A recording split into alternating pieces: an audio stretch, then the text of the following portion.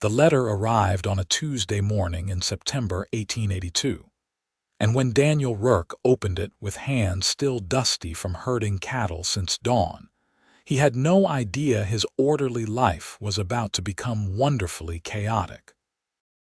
Martha Hayes stood on the train platform in Cripple Creek, Colorado, watching the steam dissipate into the thin mountain air, clutching a carpetbag that contained everything she owned and a secret that made her stomach twist with anxiety. She had traveled from Boston, leaving behind a life of refinement and expectation, answering an advertisement for a mail-order bride placed by a rancher who needed a wife capable of running a household.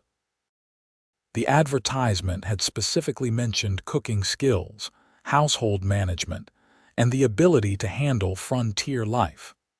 Martha had responded with a letter that was, if she was being honest with herself, creatively embellished.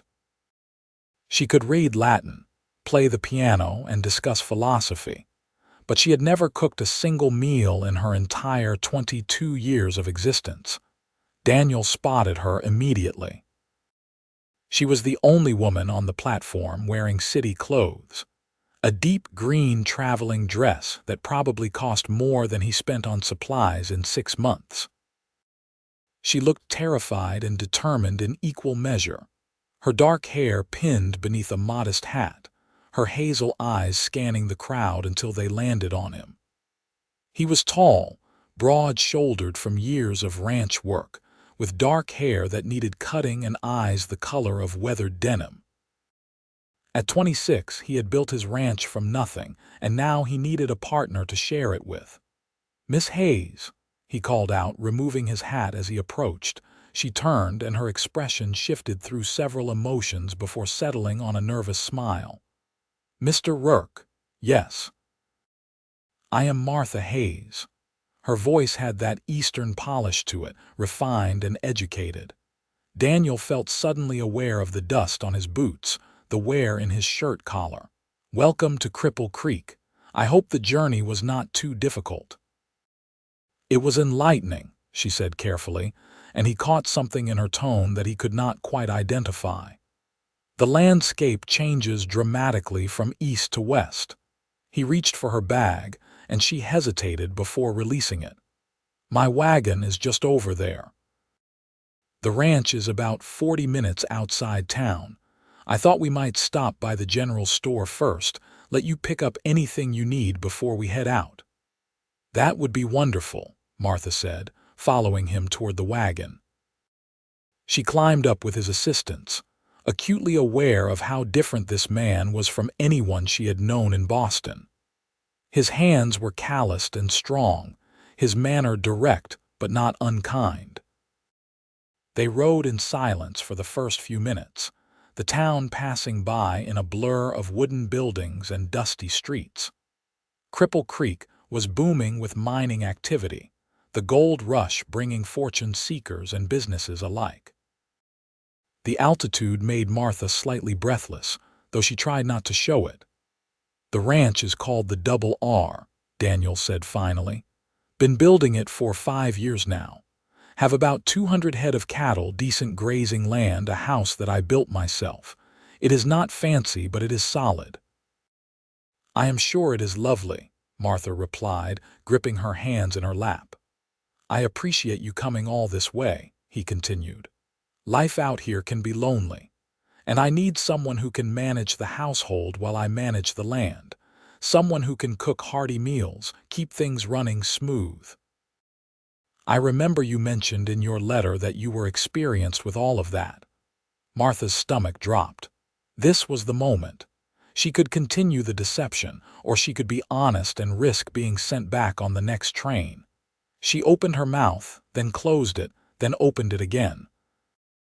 "Mr. Rourke, I need to tell you something." He glanced at her, his expression patient. "All right.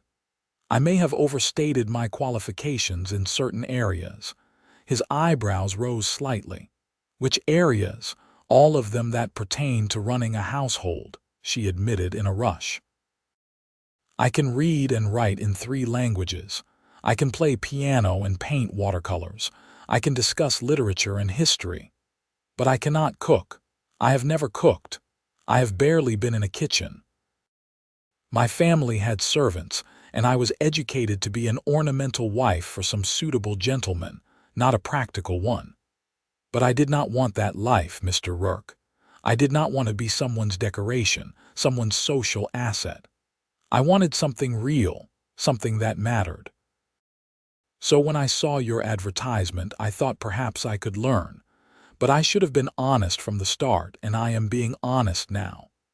She braced herself for anger, for immediate dismissal. Instead, Daniel was quiet for a long moment, his hands steady on the reins. Finally, he said, "Can you learn?" Martha blinked. "I beg your pardon, can you learn?" he repeated, turning to look at her fully.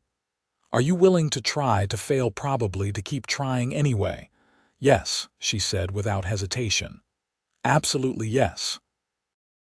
A slow smile spread across his face, transforming his stern features into something warm and approachable. "Then we will learn together and laugh often. Because I should tell you, Miss Hayes, that I am not much of a cook myself. Been living on bacon, beans, and bread for the better part of 5 years.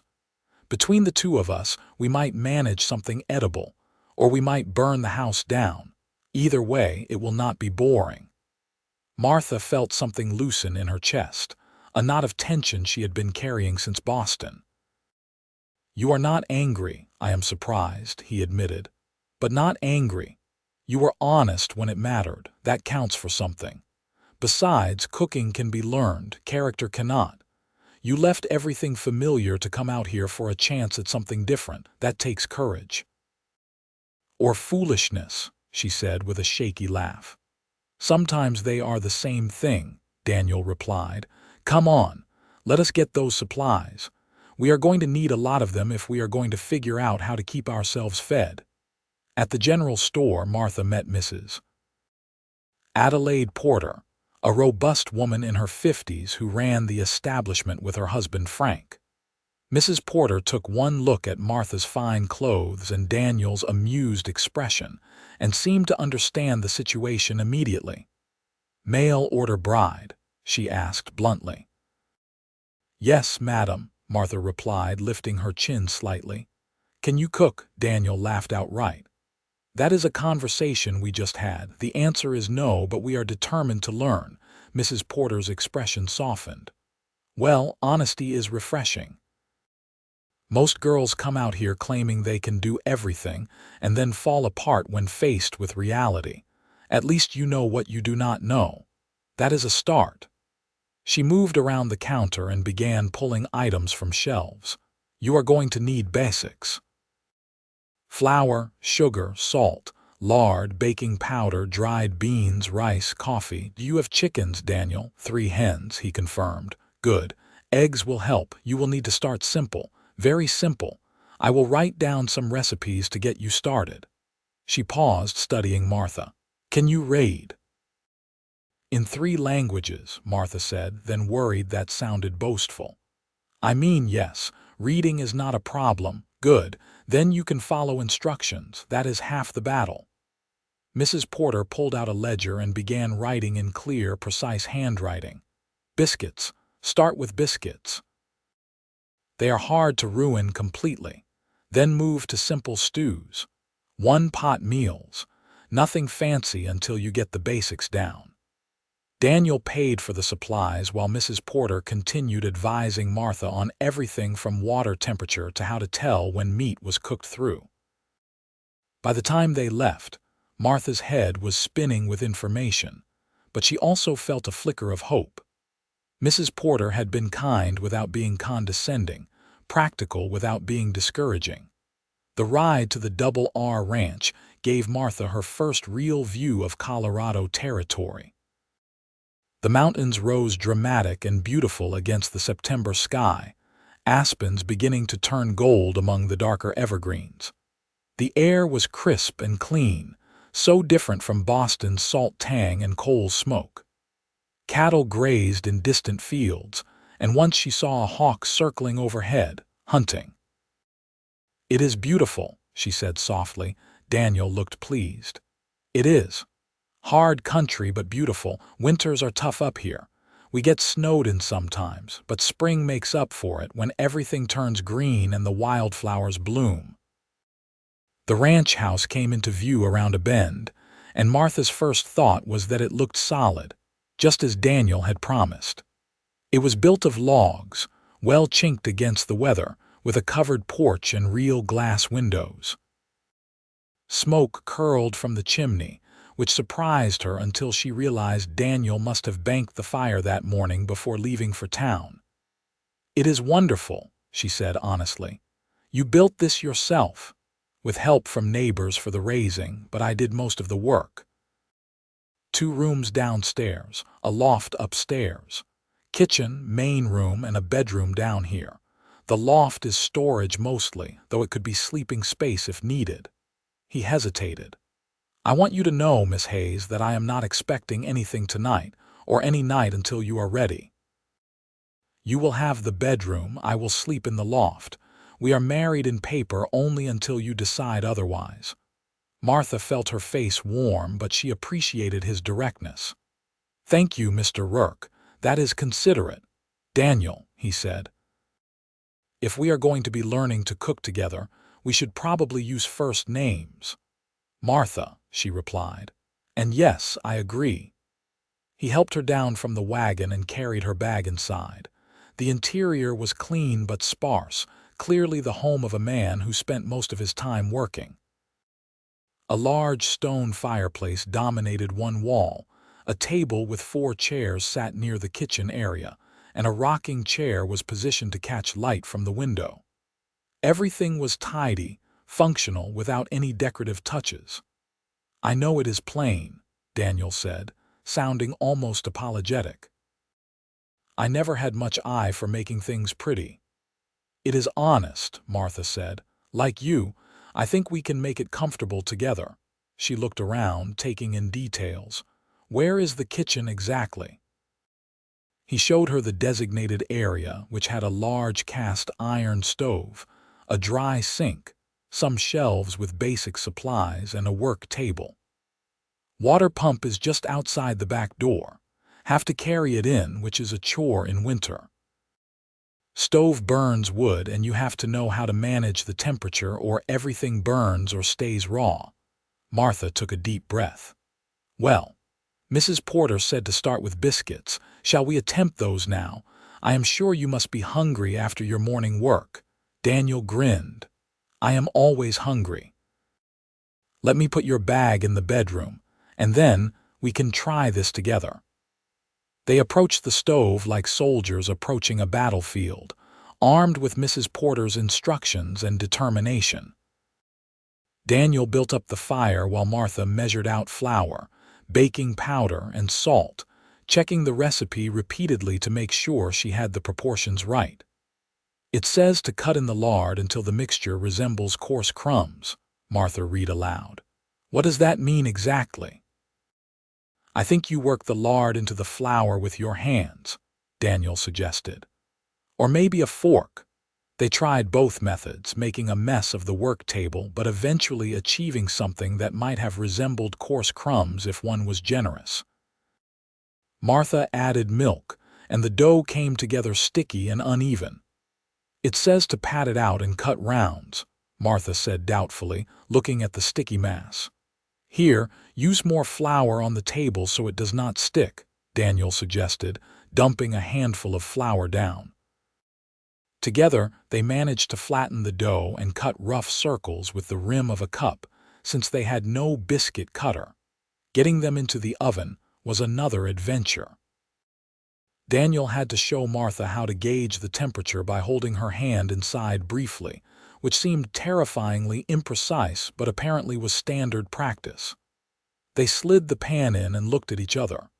"Now we wait," Martha asked. "And hope," she agreed. While the biscuits baked, filling the house with a promising smell, Daniel showed Martha where everything was stored, how the stove worked, where he kept supplies. She listened intently, asking questions, trying to memorize everything at once. "How did you manage all this alone?" She asked at one point. Badly, he admitted. I ate burned meat and raw beans more times than I care to count when I first started. Got better eventually, but never good. That is why I decided I needed a wife.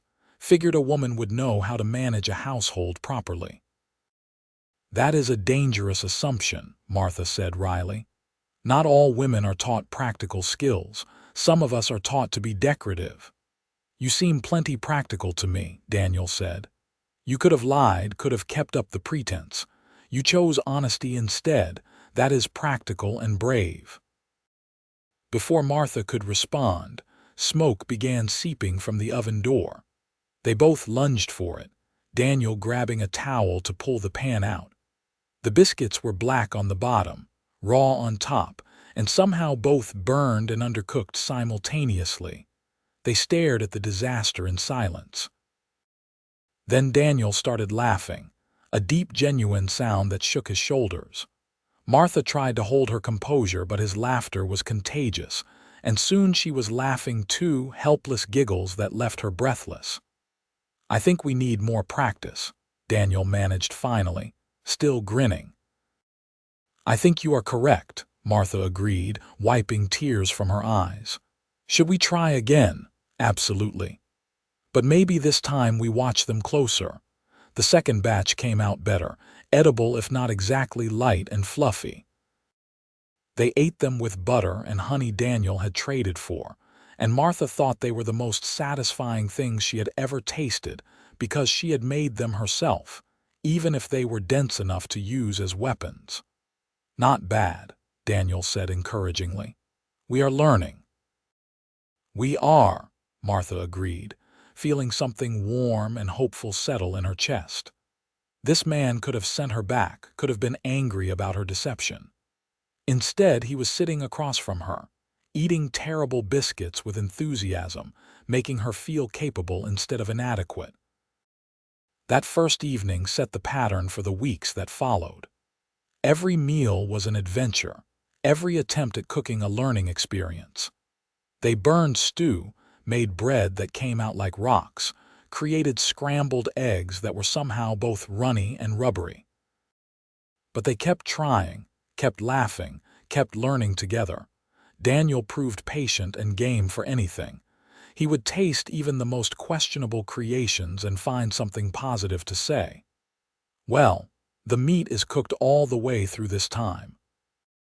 Or the vegetables kept their shape. That is progress. His optimism was infectious, and Martha found herself relaxing in a way she never had in Boston, where perfection was expected and failure was shameful. In between cooking disasters, she learned about ranch life.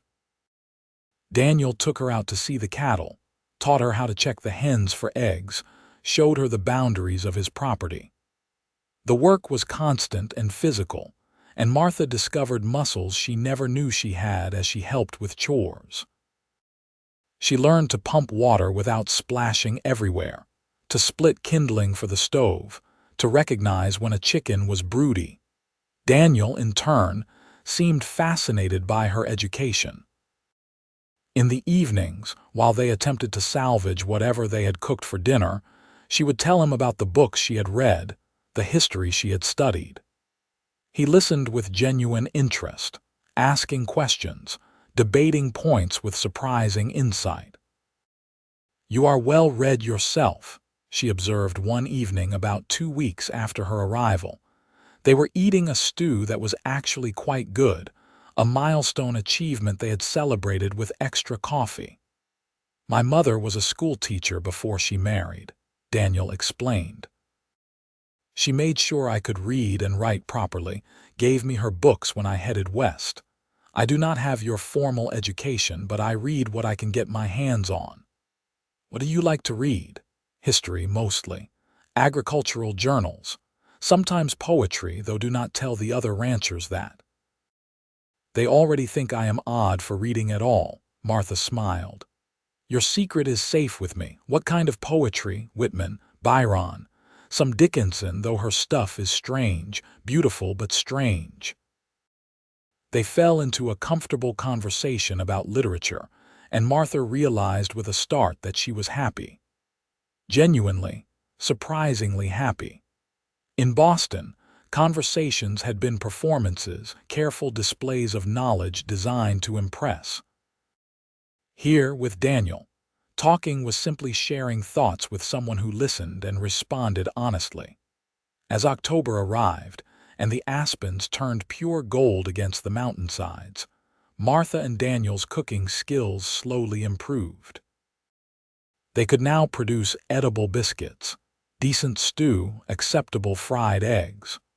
Martha learned to judge oven temperature more accurately, to season food properly, to time things so everything finished cooking at once. Daniel proved surprisingly good at baking, his patience with the careful measuring paying off in bread that actually rose and had a good texture. They developed a rhythm, working side by side in the kitchen, anticipating each other's movements, handing off utensils without needing to ask. It felt intimate in a way Martha had not expected, this domestic partnership. There was something profound about creating food together, about the daily necessity of feeding themselves, bringing them into constant cooperation. One evening in mid-October, Martha was peeling potatoes while Daniel prepared venison he had hunted earlier in the week. She looked over at him, focused on his work, his sleeves rolled up and his hair falling over his forehead, and felt her heart do something complicated in her chest. She had come west expecting a practical arrangement, a marriage of convenience that would give her independence and purpose. She had not expected to like her husband, had not expected to enjoy his company, to look forward to their evenings together, to feel warm when he smiled at her. "You are staring," Daniel said without looking up, but there was amusement in his voice. "I was thinking," Martha replied, not quite ready to admit what she had been thinking about. "About what?" "About how much has changed in a month, how different this is from what I expected." Now he did look up, his blue eyes meeting hers. "Different good or different bad? Different good," she said softly. "Very good." Something shifted in his expression, became more serious. "Martha, I need to tell you something." Her heart sped up slightly. "All right. When you first arrived, I thought this would be a practical arrangement. I needed help with the ranch, you needed a home. That seemed like enough." He set down his knife and turned to face her fully. "But it is not just practical anymore, not for me. I find myself thinking about you when I am out with the cattle, wondering what you will say about something, what you will think. I look forward to coming back to the house because you are here. I like teaching you about ranch life. I like learning to cook with you, even when we fail spectacularly. I like talking to you in the evenings. I just like you, Martha, more than I expected to, more than I probably should after only a month." Martha set down her own knife, her hands suddenly unsteady. "That is not something you should apologize for." "I am not apologizing. I am telling you because I want you to know there is no pressure. You take all the time you need to figure out what you want from this arrangement. I will wait however long it takes, and if you decide you only want a practical partnership, I will accept that too. But I wanted to be honest, the way you were honest with me about the cooking." She crossed the small kitchen to stand in front of him. "I like you too, Daniel. I have been trying to be practical, but I like you. You are kind and patient and funny. You make me feel capable instead of inadequate. You listen when I talk, and you share your thoughts honestly. I look forward to our days together. The cooking disasters are some of the best times I have ever had because we face them together and laugh. I did not come west expecting to care for my husband, but I do. I care for you very much." His hand came up slowly, giving her time to step back if she wanted, but she did not want to. His palm cupped her cheek, warm and slightly rough from work. "May I kiss you?" "Yes," she whispered. He leaned down slowly, and when his lips met hers, Martha felt something click into place, like the final piece of a puzzle she had not known she was solving. The kiss was gentle, almost tentative, a question more than a demand. She answered by rising on her toes, her hands finding his shoulders, kissing him back with growing confidence. When they finally pulled apart, both slightly breathless, Daniel was smiling. "I have wanted to do that for weeks." "Only weeks," Martha teased. "I have been thinking about it since the biscuit disaster. The first one or the second one, all of them." They finished preparing dinner standing closer together than strictly necessary, shoulders brushing, sharing smiles. The venison turned out perfectly, the potatoes were seasoned just right, and they ate by lamplight while the October wind rattled the windows. After dinner, Daniel stood and held out his hand. "Come here. I want to show you something." Martha followed him out onto the porch. The night was cold but clear, and the stars overhead were so bright and numerous that she gasped. In Boston, city lights obscured all but the brightest stars. Here, the Milky Way was a river of light across the black sky, and constellations she had only read about were brilliantly visible. "It is incredible," she breathed. "First time I saw the stars like this, I knew I would never go back east," Daniel said. He stood behind her and after a moment's hesitation wrapped his arms around her waist, pulling her back against his chest. "Too much beauty out here to leave it." Martha leaned into his warmth, watching the stars. "I understand why now." They stood together in comfortable silence, and Martha thought about the strange path that had brought her here. She had lied on an application to escape a life that felt like a cage. That lie had brought her to this mountain ranch, to this man who had responded to her honesty with kindness and humor. They had learned to cook together, burning and fumbling their way to competence. In the process, they had learned each other, and somehow that seemed more important than any recipe. "It is getting cold," Daniel said eventually. "We should go in." But neither of them moved immediately, both reluctant to break the moment. Finally, Martha turned in his arms and kissed him again, there under the starlight, and that felt exactly right. "Now we can go in," she said with a smile. That night, Martha knocked softly on the loft ladder where Daniel had been sleeping since her arrival. "You do not have to sleep up there anymore unless you want to." He climbed down, boots in hand, his expression hopeful but cautious. "Are you sure?" "I am sure. I want you with me, Daniel. Properly with me, as husband and wife." He crossed to her in 3 strides and kissed her deeply, all the restraint of the past month dissolving into genuine passion. Martha responded with equal fervor, her hands tangling in his hair, her body pressed against his. When they moved to the bedroom, closing the door behind them, it felt natural and right, the logical continuation of everything they had been building together. Later, wrapped in quilts with Daniel's arm around her and her head on his chest, Martha listened to his heartbeat and felt profoundly content. She had come west looking for purpose and independence. She had found those things, but she had also found partnership and love, which was more than she had dared hope for. "What are you thinking?" Daniel asked, his voice rumbling under her ear. "That I am glad I cannot cook," he laughed. "Why?" "Because if I had been competent, you would have just let me handle the kitchen alone. We would not have learned together. We would not have all those disasters to laugh about. Somehow failing at biscuits brought us closer than success would have." "That is a fair point," he agreed, pressing a kiss to the top of her head. "Though I am still glad we can make edible food now. I was getting tired of burned stew." "Liar. You would have eaten burned stew forever if it meant learning together." "You are right," he admitted. "I would have." They fell asleep tangled together, and when Martha woke the next morning to find Daniel already up and starting the stove fire, she felt a rush of affection so strong it made her chest ache. This was her life now. This good man, this beautiful harsh country, this daily work of building something together. Winter came early to the mountains that year. By mid-November, snow was falling regularly, and the landscape transformed into something magical and severe. Daniel taught Martha how to dress for the cold, how to break ice on the water pump, how to keep the stove burning hot enough to warm the house without using too much wood.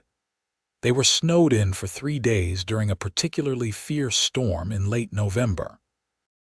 Unable to work outside, they stayed close to the fire, reading aloud to each other, talking for hours, making love in the big bed while wind howled around the house. Martha learned that isolation could be sweet when you were with the right person. "Tell me about Boston," Daniel said one afternoon while they were waiting for bread to rise. "What was your life like before?" Martha considered how to explain the suffocation of society expectations, the emptiness of a life spent in parlors making polite conversation. It was like being a doll in a shop window, beautiful and useless, on display but never really living. "My father is a banker. My mother is a society hostess. I was their daughter, meant to marry well and produce grandchildren and host appropriate gatherings. Nothing I wanted mattered. Nothing I thought was important. I was supposed to want the right things, like the right things be the right thing." That sounds lonely. It was. I had friends, but those relationships were performances too. We competed over accomplishments, over suitors, over who could be most perfectly what was expected. I never had a real conversation with any of them, not like the ones we have. "What changed? What made you answer my advertisement?" "My mother was arranging a marriage," Martha said quietly. "To a man 30 years older, a widower with 4 children who needed a governess who could also warm his bed. He was wealthy and respectable, and my opinion was not requested. The contract was being negotiated when I saw your advertisement in the paper. It seemed like fate, like the universe offering me one chance to choose my own life, so I took it." Daniel was quiet for a moment, his hand finding hers across the table. "I am glad you took it, selfishly glad. So am I. This life is harder than anything I knew in Boston, but it is real. What we have is real." "Yes," he agreed simply. "It is." They had their first real argument in December over something ridiculous.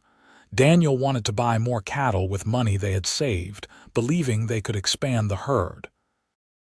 Martha wanted to save more before making such a purchase, worried about unexpected expenses over the winter. It was not about the cattle really, or the money.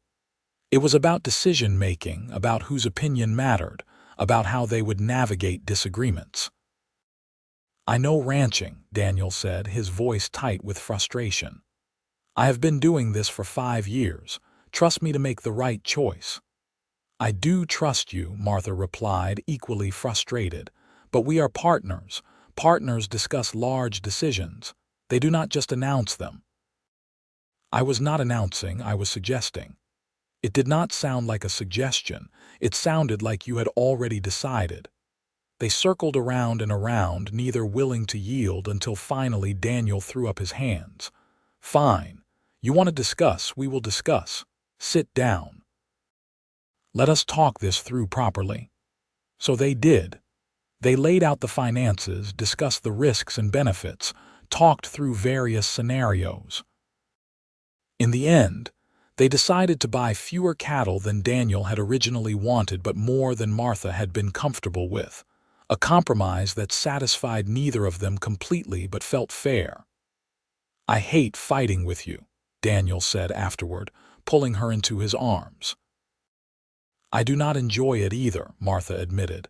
"But I think it was necessary. We needed to figure out how to disagree. Did we figure it out? I think so.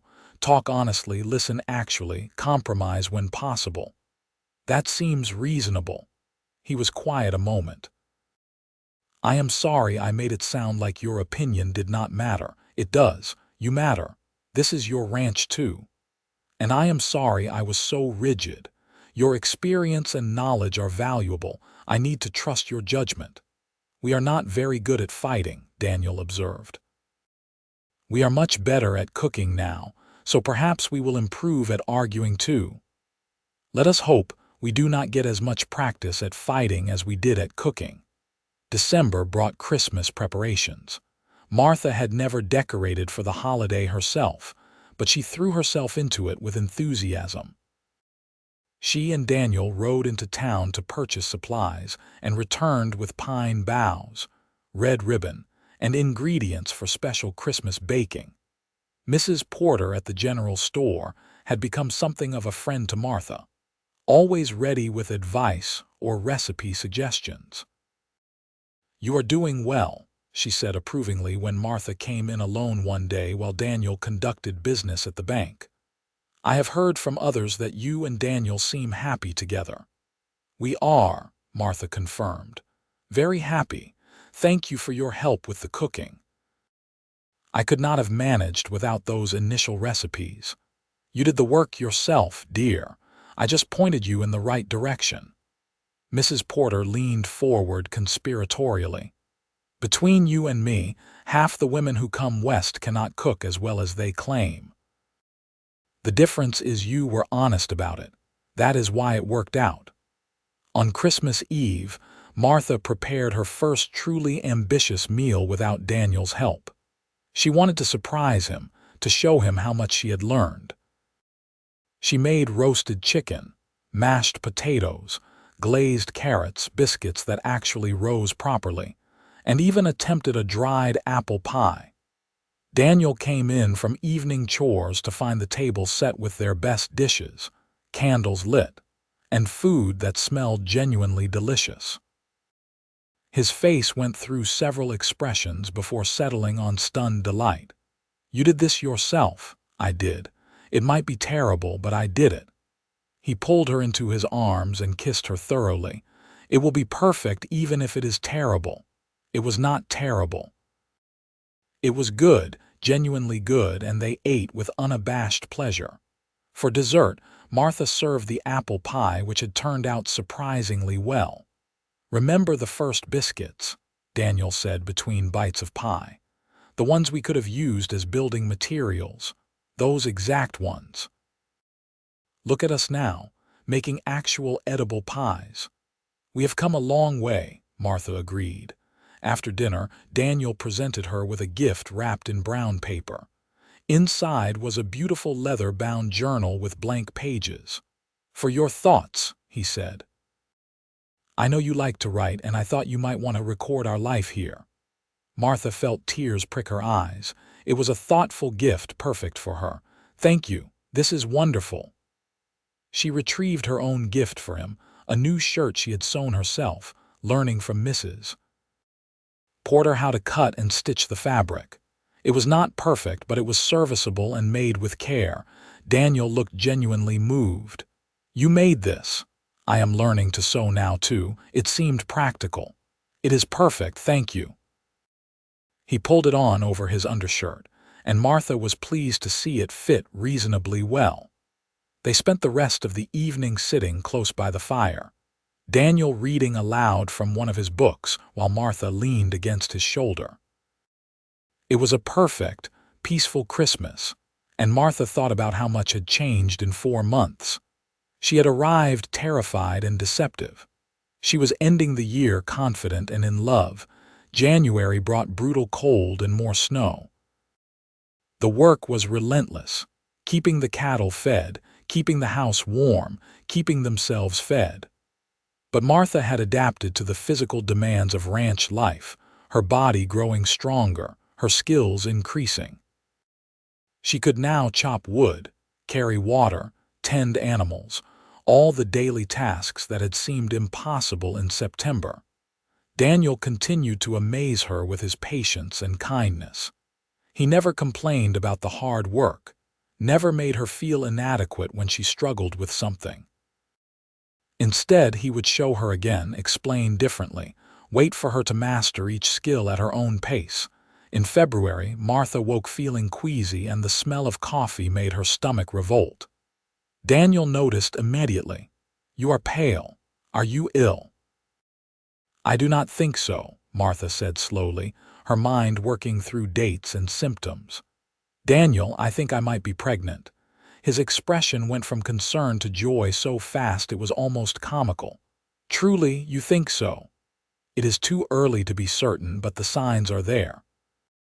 He crossed to her in 2 strides and picked her up, spinning her around before setting her down carefully as if she might break. "We are going to have a baby." "Probably," Martha said, laughing at his enthusiasm.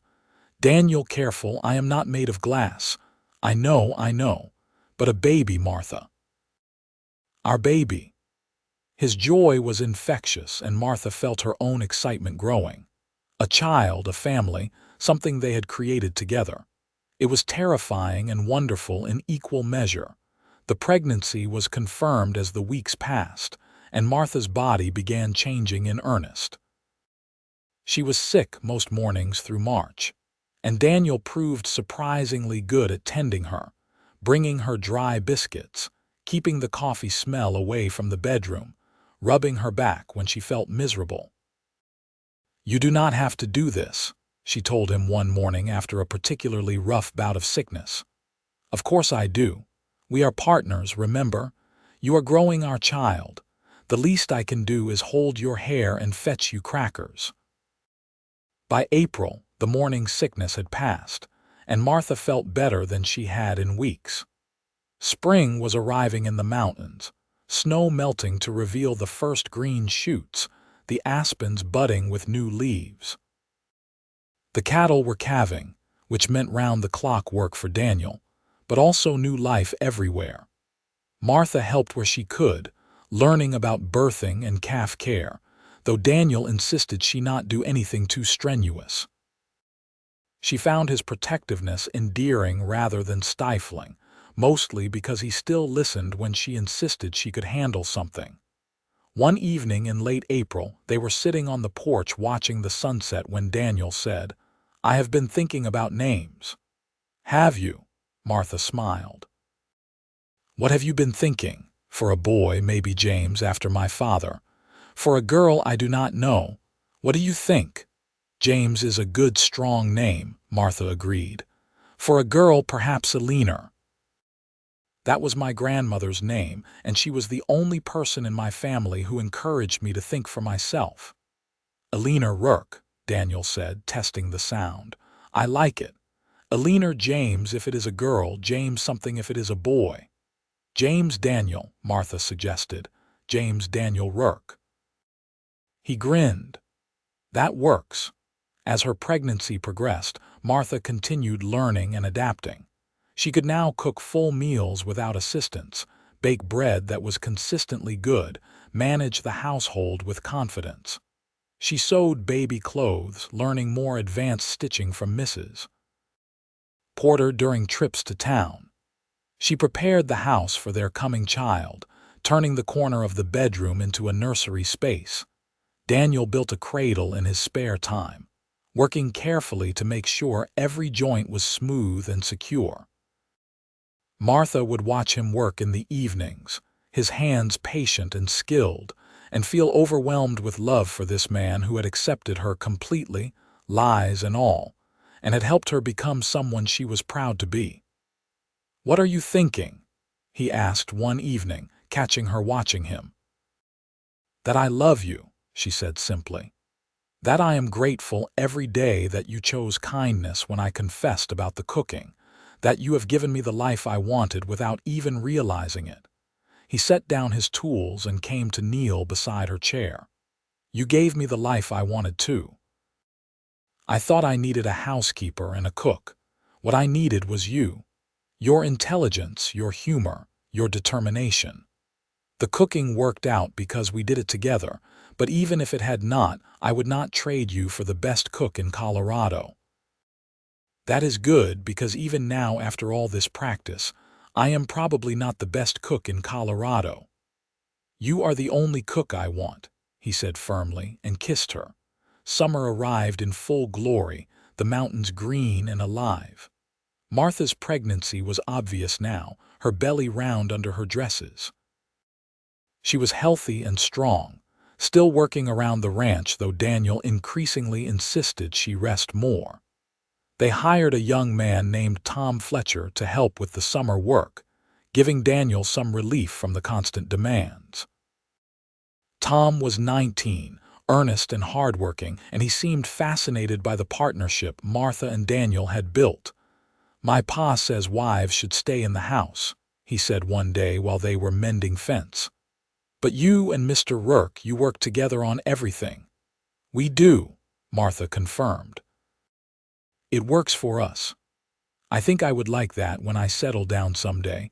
Someone to work with, not just work for." "Then look for a partner, not just a wife," Martha advised. "That is the secret." In August, Martha woke in the middle of the night with the first contractions. Daniel rode into town immediately to fetch Dr. Samuel Morrison and Mrs. Porter, who had attended many births. By the time they arrived, Martha's labor was progressing quickly. It was long and painful, and there were moments when Martha was not sure she could continue. But Daniel stayed beside her the entire time, holding her hand, encouraging her, never flinching no matter how hard she squeezed his fingers. "You can do this," he told her over and over. "You are the strongest person I know. You can do this." And she did.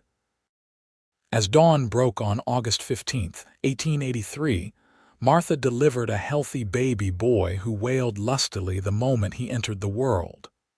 "A son," Dr. Morrison announced, placing the baby on Martha's chest. "Congratulations." Martha looked down at her son, her and Daniel's son, and felt her heart expand in ways she had not known were possible. He was perfect, tiny and red and screaming, absolutely perfect. Daniel was crying unabashedly, tears streaming down his face as he looked at his wife and child. "He is beautiful." "You are beautiful. Martha, you did so well." "We did well," she corrected softly. "We did this together, too." They named him James Daniel Rourke, and he became the center of their world. Those early weeks were exhausting and wonderful, filled with sleepless nights and endless wonder. Daniel proved to be a devoted father, walking the floor with James when he fussed, changing diapers without complaint, enchanted by every tiny yawn and stretch. "He has your eyes," Martha observed one evening while nursing James. "He has your determination," Daniel countered. "Listen to how loud he is when he wants something. That is pure Martha Hayes stubbornness." "Rourke," she corrected. "Martha Rourke now." "Martha Rourke," he agreed, kissing the top of her head. "My wife, mother of my son. How did I get so lucky?" "You placed an advertisement for a cook and got a woman who could not boil water. That is not luck. That is fate. Best fate that ever happened to me." As James grew through fall and into his first winter, the household found its new rhythm. Martha managed baby care and cooking. Daniel handled ranch work with Tom's continued help.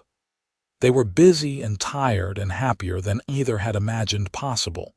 James proved to be a good baby, quick to smile, curious about everything. By his first birthday in August 1884, he was walking and getting into everything, keeping both parents constantly alert. "He is going to be a handful," Daniel predicted, scooping up his son before he could pull a pot off the stove. "He gets that from his father," Martha said with a grin. "Absolutely not. I am calm and responsible. This is all you." They celebrated James's birthday with a small party, inviting Tom and his family, Mrs. Porter and her husband, a few other ranch neighbors who had become friends.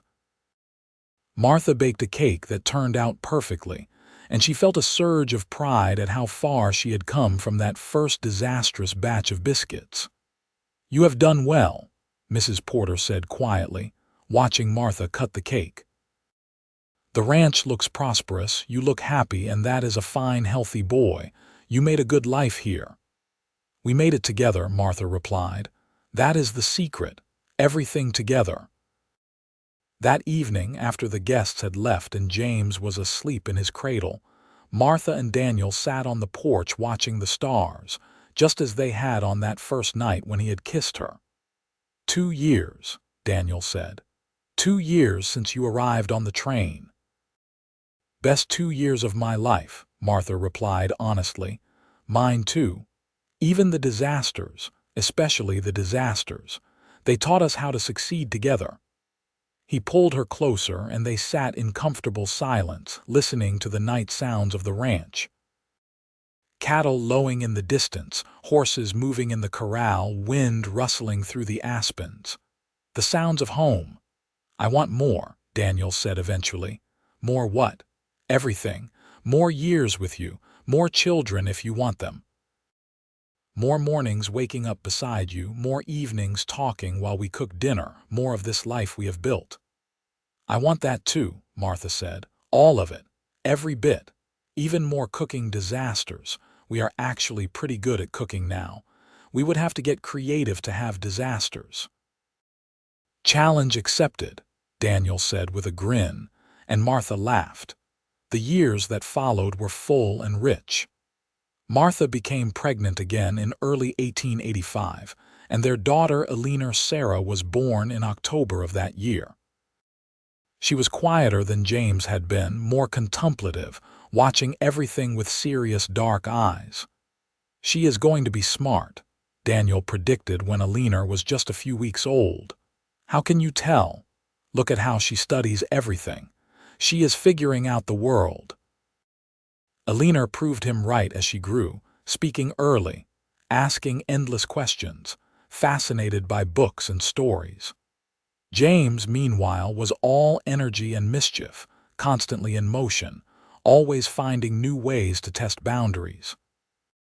They are complete opposites, Martha observed one evening in 1887 when she was pregnant with their third child.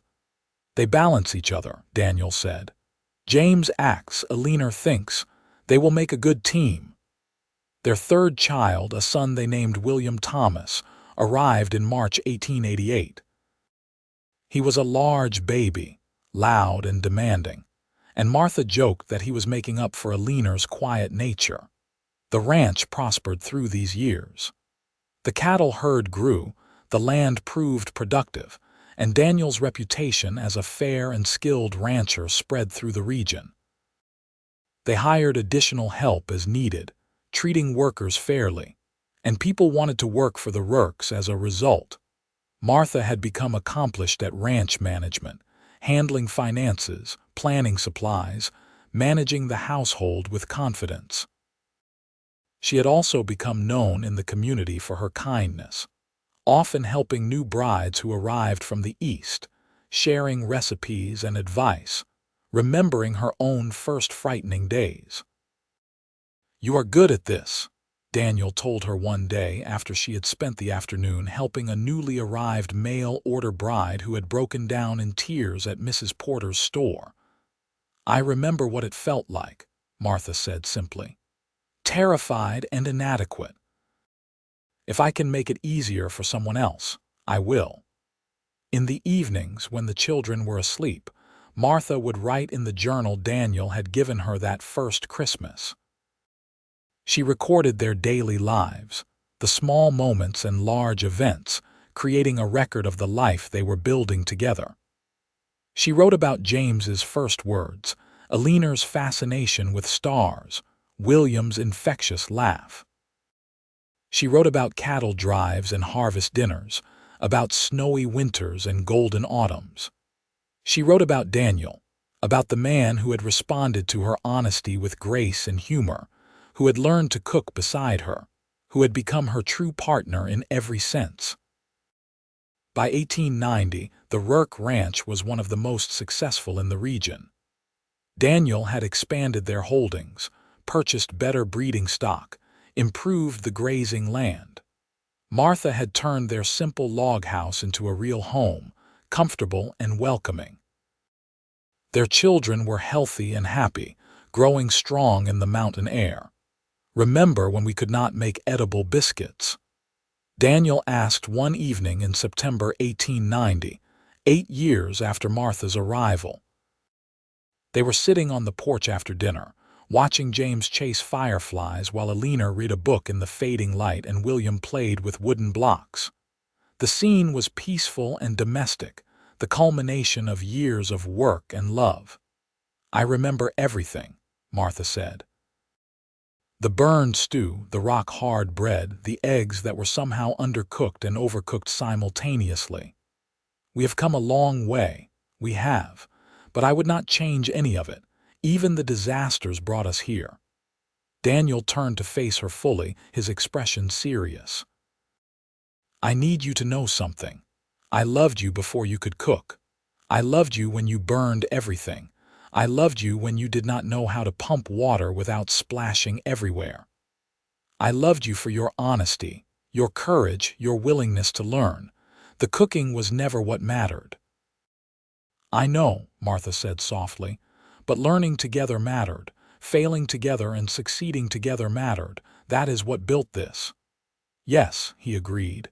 "That is exactly what built this." They sat together in the twilight, watching their children play, breathing the clean mountain air, surrounded by the evidence of the life they had created through patience and partnership and love. Martha thought about that frightened young woman who had stepped off the train 8 years ago, carrying a carpet bag and a lie. That woman had found everything she had been looking for and so much more than she had dared to dream. The years continued to unfold with the steady rhythm of ranch life. Seasons turned, children grew, the land provided.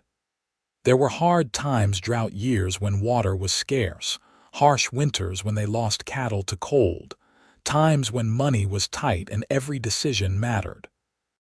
But they faced everything together, making decisions jointly, supporting each other through difficulties, celebrating successes with genuine joy. James grew into a tall, strong young man who loved the ranch work as much as his father did. Eleanor developed into a thoughtful, intelligent young woman with a gift for numbers and management. William was the charmer, friendly and sociable, able to talk to anyone and make friends easily. They were different people, but they were close, united by the strong foundation of family their parents had built. In 1895, when Martha was 35 and Daniel was 39, they added one more child to the family, a surprise daughter they named Grace Margaret. She was a joyful baby, happy and healthy, and her older siblings doted on her endlessly. "4 children," Daniel said one night, holding baby Grace while Martha prepared dinner. After 13 years, she could cook without thinking about it, her hands moving through familiar tasks with practiced ease. "We have been blessed." "We have," Martha agreed. "Though I think we might be done now. 4 seems like a good number." "I do not care if we have 4 or 14, as long as I have you." "14 would be excessive," Martha said dryly. "Let us stop at 4. As the children grew older and more independent, Martha found time to pursue other interests. She started teaching in the small school that had been established in Cripple Creek, sharing her education with the community. Daniel supported this completely, proud of his wife's accomplishments, never threatened by her intelligence or capabilities. "You are a remarkable woman," he told her one evening when she came home exhausted but satisfied after a day of teaching. "I am just me," Martha replied. "Exactly, just you, and that is remarkable." In 1900, James announced his engagement to a young woman named Sarah Lewis, whose family had a neighboring ranch. The wedding was planned for October, and the whole household threw themselves into preparations. Martha watched her oldest son, now 18, standing tall and confident, preparing to start his own life. She remembered holding him as a newborn, remembered his first steps, his first words.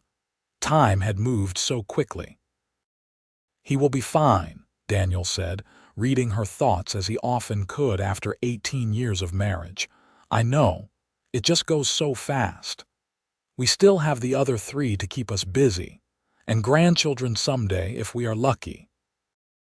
The wedding was beautiful, held at the ranch with half the county attending. Martha and Daniel stood together watching their son marry his sweetheart, and Martha thought about her own wedding, a simple civil ceremony in a judge's office with Mrs. Porter and her husband as witnesses. They had grown into their marriage, learned love through the daily work of partnership. That evening, after the celebration had ended and the guests had departed, Daniel and Martha found themselves alone on the porch again, their familiar spot for important conversations. 18 years, Martha said, since I stepped off that train lying about my qualifications. Best lie anyone ever told me, Daniel replied. I sometimes wonder what would have happened if I had been able to cook, if I had been the competent bride you expected. We would have gotten along fine, I suppose, but we would have missed something important. Learning together, failing together, that created something special between us. It made us real partners from the beginning instead of two people living parallel lives. Martha leaned her head on his shoulder, fitting perfectly against him the way she had for years. I love you, Daniel Rourke. More now than when we married, more every year. I love you too, Martha Rourke. You are still the best thing that ever happened to me, burned biscuits and all. They laughed together in the darkness, and Martha thought about all the laughter they had shared over the years. Laughter over cooking disasters, over children's antics, over daily absurdities. That laughter had been as important as the love, maybe was part of the love. The years moved on. Eleanor married in 1903, choosing a banker from Denver and moving to the city. William took over managing the financial side of the ranch, proving to have inherited his mother's head for numbers and his father's work ethic. Grace grew into a spirited young woman with firm opinions about women's rights and modern ideas. She gets that from you, Daniel told Martha when Grace announced she wanted to attend college instead of marrying immediately. She gets it from both of us, Martha corrected. From watching us work as equals, make decisions together, respect each other's opinions. We showed her what partnership looks like. Daniel could not argue with that. In 1905, the ranch was more prosperous than ever. The family was healthy and happy, and Martha and Daniel were approaching their mid-40s with the comfort of people who had built something lasting together.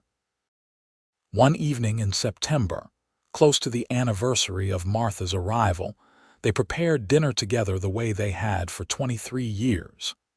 It was no longer necessary Martha could handle the cooking easily alone, but it was their tradition, their time to talk and connect at the end of each day. Remember the first dinner we made? Daniel asked, cutting vegetables with practiced ease. The burned biscuits. How could I forget? You were so nervous, kept checking the recipe like it was written in code. I was terrified you would send me back on the next train. I was just grateful you were honest, and charmed by your determination. You were not going to let a little thing like total incompetence stop you. It was hardly a little thing, Martha said, laughing. I could not do a single task I had claimed expertise in. But you learned. You always learn. That is one of the things I love most about you. You never stop growing, never stop trying new things. They finished preparing the meal, sitting down to eat at the same table they had used for over 2 decades. The food was good, expertly prepared, but what mattered was the conversation, the easy flow of talk between two people who knew each other completely. I am happy, Martha said simply. Right now, right here, I am completely happy. So am I, Daniel replied. Every single day with you is a gift. That night, lying in bed with Daniel's arm around her, Martha thought about the journey that had brought her to this moment. She had fled Boston in fear and desperation, answering an advertisement with lies, hoping for escape. What she had found was so much more than escape. She had found purpose, partnership, love that deepened with every passing year. The mail-order bride who could not cook had learned to cook, but more importantly, she had learned to live authentically, to work alongside someone who valued her completely, to build a family and a life based on mutual respect and genuine affection. And the cowboy who had said they would learn together and laugh often had kept his promise. They had learned everything together: cooking, parenting, ranching, living. And they had laughed. Oh, how they had laughed, through disasters and triumphs, through easy times and hard. As sleep claimed her, Martha's last conscious thought was gratitude. Gratitude for the courage that had brought her west, gratitude for the honesty that had saved her, gratitude for the man beside her who had turned her desperate gamble into the greatest blessing of her life. The seasons continued their eternal rotation, spring following winter, summer following spring. The ranch prospered under the combined management of Daniel, Martha, and eventually William. James and Sarah had 2 children, making Martha and Daniel grandparents, a role they embraced with joy. Eleanor visited from Denver regularly with her growing family. Grace eventually did attend college, becoming a teacher like her mother, though she taught in a larger school in Colorado Springs. Through all these years, through all these changes, the foundation remained solid. Martha and Daniel Rourke, partners in all things, facing life together with humor and love and unwavering commitment. On their 25th wedding anniversary in 1907, their children organized a celebration at the ranch. Friends and neighbors came from across the county to honor the couple who had become something of a local legend: the mail-order bride who could not cook and the cowboy who had loved her anyway. Speeches were made, toasts given, stories told. But at the end of the evening, Martha and Daniel found themselves back on their porch, their haven, watching the stars that had witnessed so many important moments in their lives together. 25 years, Martha said in wonder. A quarter-century since I stepped off that train. Best day of my life, Daniel said firmly. The day you arrived changed everything. I was so scared. Scared you would discover the truth, scared I had made a terrible mistake, scared I would fail. You did fail, Daniel pointed out with a grin. At cooking, anyway, spectacularly. Remember the stew incident? Which stew incident? There were several, all of them. But you kept trying. That is what mattered. Not that you failed, but that you kept trying. Martha turned to face him, taking his weathered, work-worn hands in hers. Thank you for that first day. For not sending me away when I confessed. For offering to learn together. That generosity changed my life. Our lives, he corrected. It changed our lives. You gave me as much as I gave you, Martha. More, probably. Equal, she insisted. We gave each other equal partnership, equal respect, equal love. That is what made it work. Equal, he agreed and kissed her there under the stars. A kiss full of 25 years of shared history, shared struggle, shared joy. Inside the house, they could hear their family laughing, their children and grandchildren celebrating the love that had created them all. It was a good sound, a sound of legacy and continuity, of love passed down through generations. As the years advanced into 1910 and beyond, Martha and Daniel settled into the comfortable rhythm of a long marriage. They still worked together, though they relied more on their children and hired help as age made some tasks more difficult. They still cooked together most evenings, the kitchen their place of connection and conversation. They still sat on the porch watching stars, still talked for hours about everything and nothing. William married and brought his wife to live at the ranch, ensuring its continuation into the next generation. James expanded his own holdings, building on what his parents had taught him.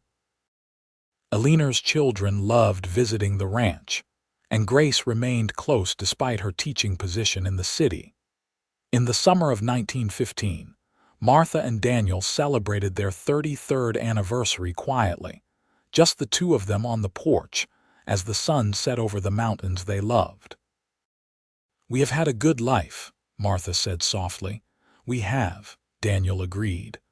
"Better than I ever hoped for when I placed that advertisement looking for a wife who could cook. And you got one who could not boil water. I got you. That was infinitely better." They sat in comfortable silence, hands linked, watching the light fade from gold to pink to purple. Martha thought about all the days that had led to this moment, all the meals they had shared, all the laughter and tears, all the ordinary moments that had woven together into an extraordinary life. "Do you ever regret it?" Daniel asked suddenly. "Coming west, marrying someone you did not know, leaving everything familiar?" "Never," Martha said without hesitation. "Not for a single moment. This life, this ranch, our children, our partnership, this is everything I wanted without knowing I wanted it. You are everything I needed without knowing I needed you. How could I regret the best decision I ever made? Even with all the disasters, especially with the disasters. They taught us who we were and who we could become together." Daniel raised their linked hands and kissed her knuckles, a gesture he had made countless times over the decades but which still made her heart warm. "I love you, Martha Rourke, now and always. I love you too, Daniel Rourke. Now and always." As darkness fell completely and the first stars appeared, they remained on the porch, two people who had become one through years of shared effort and unwavering commitment. The mail-order bride who could not cook had learned to cook, but more importantly, she had learned to love and be loved completely. The cowboy who had promised they would learn together and laugh often had kept his promise every single day for 33 years. Their story was not extraordinary in grand gestures or dramatic moments. It was extraordinary in its dailiness, in the thousand small choices to show up, to try, to forgive, to laugh, to love. It was extraordinary in its ordinariness, in two people building a life one meal one day, one moment at a time. And as the years continued to pass, as their children raised children who would raise children in turn, the legacy of Daniel and Martha Rourke lived on. Not just in the ranch they had built or the family they had created, but in the example they had set that love was not about perfection but about partnership, not about competence but about commitment, not about never failing but about learning together when you did. The mail-order bride who could not cook and the cowboy who said they would learn together and laugh often had done exactly that. They had learned everything that mattered: how to work side by side, how to face difficulties with humor, how to build something lasting from honesty and effort and love. And they had laughed. Oh, how they had laughed. Through cooking disasters and child-rearing chaos, through hard winters and prosperous summers, through all the joys and sorrows that fill a life fully lived. Their laughter had echoed through the log house Daniel built, had rung out over the Colorado mountains, had become as much a part of the ranch as the land itself. In the end, that was their true legacy, not just the ranch or the family, but the proof that two imperfect people could create something perfect together if they approached it with patience, humor, and unwavering commitment to partnership. The mail-order bride learned to cook. The cowboy learned that cooking skills were not what made a wife valuable. Together, they learned that love was not something you found fully formed but something you built, day by day, meal by meal, moment by moment, until it was as solid and enduring as the mountains surrounding their home. And that lesson, that legacy, passed down through generations of Rourkes who knew the story of how their family began with a lie about biscuits and a promise to learn together and laugh often. It was a good story, a true story, a story about what really mattered in building a life and a love that lasted. As the stars wheeled overhead and the night wind whispered through the aspens, Daniel and Martha Rourke sat together on their porch, hands linked, hearts united, surrounded by the life they had built from honesty, effort, and love. They had come far from that first day when Martha arrived with her carpet bag and her secret, when Daniel had offered grace instead of judgment, partnership instead of perfection. They had learned together. They had laughed often. And in doing so, they had created something beautiful and lasting, a love story for the ages, set against the wild beauty of the Colorado mountains, proven in the daily work of building a life together, celebrated in every shared meal and every shared moment. It was enough. It was everything. It was exactly what both of them had been searching for without knowing it, found in the most unexpected way, cherished every day for the precious gift it was. The mail-order bride who could not cook had found her home. The cowboy who valued honesty over competence had found his partner. Together, they had found love, laughter, and a life well lived in the Wild West they both called home. And that, in the end, was the happiest ending of all.